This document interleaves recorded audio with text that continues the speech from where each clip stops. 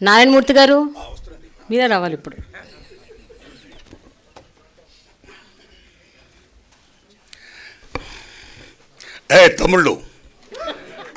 తమ్ముళ్ళు కార్మిక సంఘం, పాప కర్షక సంఘం, ఆర్టిస్టుల సంఘం, మరో సంఘం జర్నలిస్ట్ సంఘం.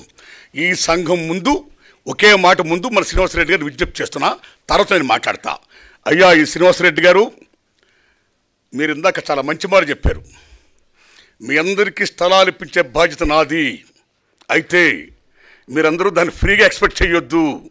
కాస్తో కోస్తుంది కాబట్టి మీరు కూడా కట్టాలి. దానికి తగ్గట్టు నేను ప్లాన్ చేస్తాను దరిదాపులు అన్నారు మీరు. నా విజ్ఞప్తి సారో, ఇళ్లను ఫ్రీగా ఇప్పించండి సార్. జర్నలిస్టులకి చాలామంది పేదలు ఉన్నారు అక్కడ. డబ్బొద్దు సార్, ఫ్రీ. ఆడగొట్టుకుంటారు ఇళ్ళు. రేవంత్ రెడ్డి గారు మీరు చెప్పండి, తమ్ముళ్ళు మీరు వెళ్ళండి, ఆయన చేస్తాడు, గ్రాంట్ చేస్తాడు. That's all. ఎంతమందికి ఇల్లు శాంక్షన్ చేస్తున్నారు? ఎంతమంది జర్నలిస్టులు ఇవాళ పేదలు ఉన్నారు? Out of 100 90% journalist are poor. కాబట్టి శ్రీనివాసరెడ్డి గారు నేను మరీ విజ్ఞప్తి చేస్తున్నా, ఆ పని చేసి పుణ్యం కట్టుకోండి. శ్రీనివాసరెడ్డి గారు వందనాలు మీకు. తమ్ముళ్ళరా, శ్రీనివాసరెడ్డి గారు ప్రెస్ అకాడమీ చైర్మన్, నేషనల్ లెవెల్లో ప్రెస్ అకాడమీకి ప్రెసిడెంట్ చేశాడు ఆయన. సేమ్ టైం నేను అడవి డ్యూటీలు సినిమా తీస్తున్నప్పుడు, సెన్సార్ ఇబ్బందుల్లో పడినప్పుడు, ఆర్సీకి వెళ్ళినప్పుడు ఆ మహానుభావుడు మెంబర్గా వచ్చి నా సినిమాని బ్రహ్మాండంగా సెన్సార్ చేసి, నారాయణమూర్తి సత్యం చెప్పాడు, ఆయన న్యాయం చేయండి అని సెన్సార్ చేసిన మహనీయుడు ఆ శ్రీనివాసరెడ్డి గారు. వారికి దిల్ రాజు గారు, ఇందాక మా రాంబాబు మా ఆర్థిక మంత్రి, తమ్ముడు మీ పేరు ఏం పేరు?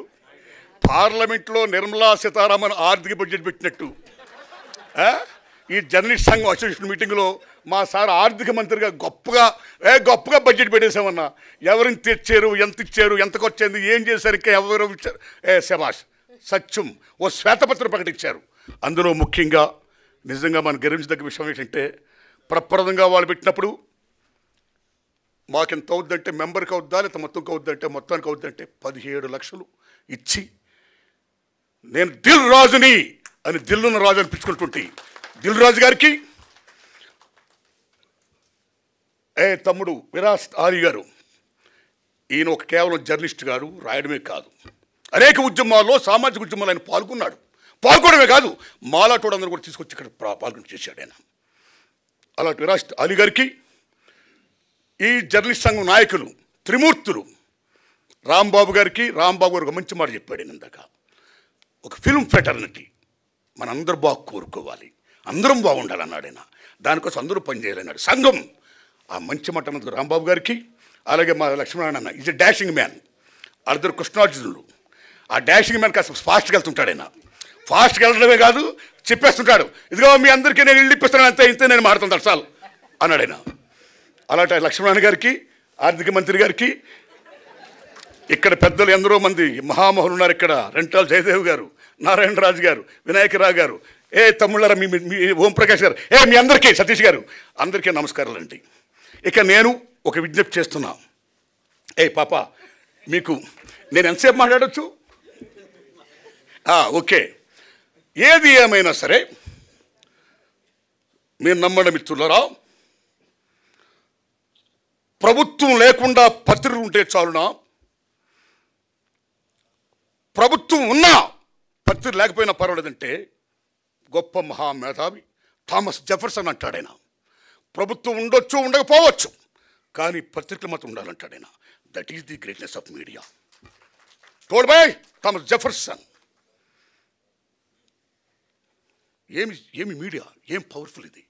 అలాంటి మీడియా నెపోలియన్ బోనాపార్టే 1000 తుపాకుల కన్నా మా రాజ్యాన్ని ఒక 4 ప్రశ్నలు సంధిస్తే మేము ఓడిపోయే భయం ఉంది. కాబట్టి నేను తుపాకీ అంటే కూడా ప్రెస్కి భయపడతాను, కళానికి భయపడతాను, కాగితానికి భయపడతాను, రచిత మెదస్కు భయపడుతున్నాడు Napoleon బోనాపార్టే. That is the greatness of press, that is the greatness of media, right? ఇలాంటి మీడియాలో ప్రప్రథమంగా భారతదేశంలో 1924లో గుజరాత్లో మౌజ్ మజా అనే గుజరాత్లో ప్రప్రథమంగా సినిమా జర్నలిస్ట్ పేపర్ వచ్చింది, మౌజ్ మజా. బెంగాల్లో బైస్కోప్ అనే మ్యాగజైన్ వచ్చింది. ఢిల్లీలో చిత్రపాత్ అనే మ్యాగజైన్ వచ్చింది. బొంబాయిలో ఫిల్మ్ ఇండియా అనే మ్యాగజైన్ వచ్చింది, బాబురావు పటేల్. ఇలాగెందరో మహానుభావులు భారతదేశంలో సినిమా మ్యాగజైన్ అలాగ మొత్తం చేస్తూ ఉన్న దశలో ముఖ్యంగా మన తెలుగు రాష్ట్రంలో కాశీనాథు నాగేశ్వర పంతులు గారు ఆంధ్రపత్రిక వ్యవస్థాపకులైన ఆయన స్వతహాగా నటుడు కళాకారుడు కాబట్టి, ఆ రోజుల్లో ఆంధ్రపత్రిక పెద్ద ఫేమస్ కాబట్టి, ముళ్ళపూడి వెంకటరమణ గారు అందులో రచయిత కాబట్టి, జర్నలిస్ట్ కాబట్టి, మీరు నమ్మండి మిత్రులారా,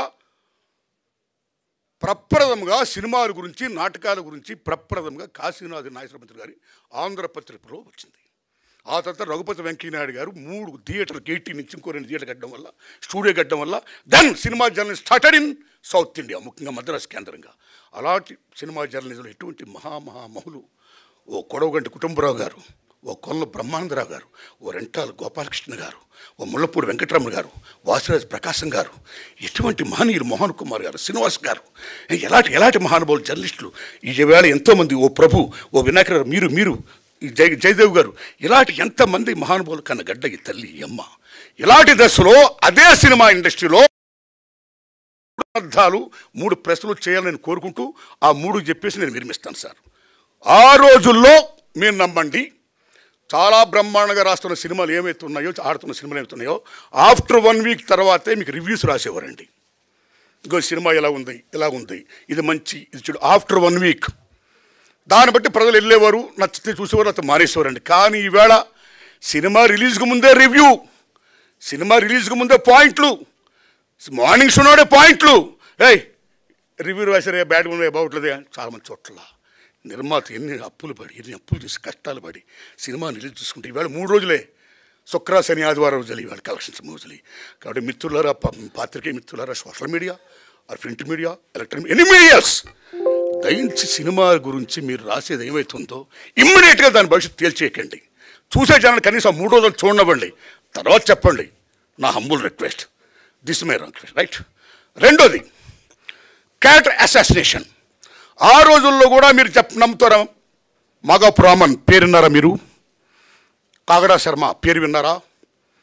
ఆ రోజుల్లో హిందూ నేషన్, కాగడా ఇలాంటి మధ్య పత్రికలు ఉండేవి. రూపవాణి ఒక మ్యాగజైన్ ఉండేది. ఆ రూపవాణిలో పరమేశ్వరుని సార్ ఉన్నాడు. ఆ సార్ గారికి సావిత్రి గారికి చిన్న క్లాష్ వచ్చింది. ఈగోయిజం. మహాభారతంలో వ్యాస మహానుభావుడు ఏం చెప్తాడు? యుద్ధానికి మూలం ఆడది, ఆస్తి, అహం, అధికారం అంటాడు ఆయన. ఆ అహం దగ్గర వచ్చింది ఆ పరమేశ్వర గారికి సావిత్రి గారికి. అక్కడి నుంచి కోర్టుకు వెళ్ళారు. సావిత్రి గారు కోర్టుకు వెళ్తే మహానటి, ఏం మహానటి, మహాతల్లి. కోర్టు మొత్తం అంతా గగ్గోలు, జనం బేబచ్చు, ఏందయ్య రోజు సావిత్రి గారికి ఇక్కడ రావడం, అమ్మ ఆ కేసుని ఏదో మొత్తం చేసేయండి అన్నారు. పెద్ద మనిషి కూర్చొని చేశారు. కానీ అసాసినేట్ చేశారు సావిత్రి గారి క్యారెక్టర్ని. చాలామంది తిట్టారు, చాలామంది కొట్టబోయారు. అలా తర్వాత మాగాపు రామన్ గారు, అలా చాలా మీకు తెలుసు కాగడా శర్మ గారు. ఈ రకంగా చేయడం వల్ల సినిమా ఫీల్డ్లో ఉన్న దర్శకులు కానీ, నిర్మాతలు కానీ, 24 క్రాఫ్ట్స్ ఎనీబడి ఎల్స్ ఎవరున్నా సరే, వాళ్ళ వ్యక్తిగత జోలికి వెళ్ళిన తర్వాత, క్యారెక్టర్ అసాసినేట్ జరిగిన తర్వాత చాలా డ్యామేజ్ జరిగేది. అలాగా సంచలనాల కోసం సంబంధం లేని మాటలు, పాటలు, హెడ్లైన్స్, ఏదో మీటింగ్లో ఏదో మాడతా దిల్ రాజుని ఖండించడం అనుమతుంటారు. దానికి సంబంధం లేదు. ఆ దిల్ రాజు గారి పేరు ఎత్తలేదు నేను. దిల్ రాజుని లెక్క చేయను అనుమతి, నేను లెక్క చేయాలి. అది ఎక్కడ ఉంది అసలు? నేను మాట్లాడినా, ఆయన మాట ఎత్తలేదు. సో నన్నని కాదు తమ్ముళ్ళారా, ఈ రకంగా చేసేయడం వల్ల ఈ మధ్యలో చాలా గొడవలు వచ్చాయి. కాబట్టి ఈ రకమైనటువంటి అసాసినేషన్ సంబంధించిన మాటలు కానీ ఇది కానీ, ఎందుకంటే you are a most powerful media, దయించాలి రాతలు రాయొద్దని మీరు దండం పెడుతున్నారు సార్. ఇది రెండోది సార్. ఇంక మూడోది సార్, ఈవేళ సినిమా చాలా క్లిష్ట పరిస్థితిలో ఉంది. ఈవేళ సినిమా అంటే కేవలం దిల్ రాజు గారు, అల్లు అరవింద్ గారు, సురేష్ బాబు గారు, మైత్రి మూస వీళ్ళే కాదు నిర్మాతలు. సినిమా ఇండస్ట్రీ 90% సగటు నిర్మాతలు. కానీ ఈవేళ సినిమా కేవలం 10% విజయం ఉంది. ఈవేళ రిమైనింగ్ 90% మామూలు క్లిష్ట పరిస్థితులు లేరు. సో మెనీ ఫ్యాక్టర్స్ అన్నీ మీకు తెలిసిన ఎక్స్ప్లెయిన్ చేయవసరం. ఇలాంటి దశలో మీ మీడియా వారు చాలా టీవీల్లో కానీ, పేపర్లో కానీ, ముఖ్యంగా టీవీల్లో మాట్లాడితే భారీ సినిమాలు మీరు ప్రొజెక్ట్ చేస్తున్నారు, మాట్లాడితే భారీ తరాగానని మీరు ప్రొజెక్ట్ చేస్తున్నారు, మాట్లాడితే ఏ సినిమాలు ఉన్నాయని మీరు ప్రొజెక్ట్ చేస్తున్నారు. That's not good. దానివల్ల జనానికి ఈవేళ social media so many factors game, so many entertainments game. ఇలా ఐపీఎల్, మరి రేపు పొద్దున్న ఎలక్షన్స్, ఒక యూట్యూబ్ నొక్కితే ఇలా బేభత్సంగా ప్రపంచంతో అందరూ కనపడుతుంది. ఇలా సినిమా అనేది నమో వెంకటేశ, నమో తిరుమలేశ, నమస్తే. అది అమ్మ ఎందుకు చూడాలి? థియేటర్కి వెళ్ళి దండం పెట్టుకుని థియేటర్లు అంటే దేవాలయాలు. సినిమా తీసేవాడు చూసేవాడికి మధ్య ఉన్నది ఏది చూపించిన దేవాలయం సినిమా. అలాంటి సినిమా ఫీల్డ్లో ఈవేళ, అలాంటి స్వర్ణయుగ ఫీల్డ్లో, అలాంటి దేవాలయం ఈవేళ ఎన్ని మూతపడిపోతున్నాయి. బికాస్ ఆడియన్స్ లేకపోవడం వల్ల, పోటీ పెరిగిపోవడం వల్ల, సో మెనీ ఫెట్స్ రావడం వల్ల భారతదేశంలో వినోదం సగటు మనిషికి కేవలం సినిమా సినిమా సినిమా. కానీ వాళ్ళు కేవలం సినిమాగా చాలా ఉన్నాయి. అలాంటిది సినిమాని కాపాడుకోవాలంటే కేవలం ఆ 4 5 వాళ్ళే కాదు సినిమాలో, వాళ్ళ గురించే కాదు మీడియాలో, వాళ్ళ గురించి చెప్పడం కాదు మీడియాలో, సగటు సినిమా గురించి చెప్పండి. ఇదిగో ఈ సినిమా గురించి చెప్పండి జనానికి. వాళ్ళకు కూడా తెలియనివ్వండి మాకు ఈ సినిమా ఉంది చూడాలని. అని మిమ్మల్ని హంబుల్ రిక్వెస్ట్ చేస్తున్నాం. థ్యాంక్స్ ఎలా తమ్ముళ్ళారా. ఇక రాంబాబు గారు, లక్ష్మణ, తమ్ముడు ఆర్థిక మంత్రి, నేను మనస్ఫూర్తి చెప్తున్నా తమ్ముళ్ళరా, రిప్రజెంట్ చేస్తారు.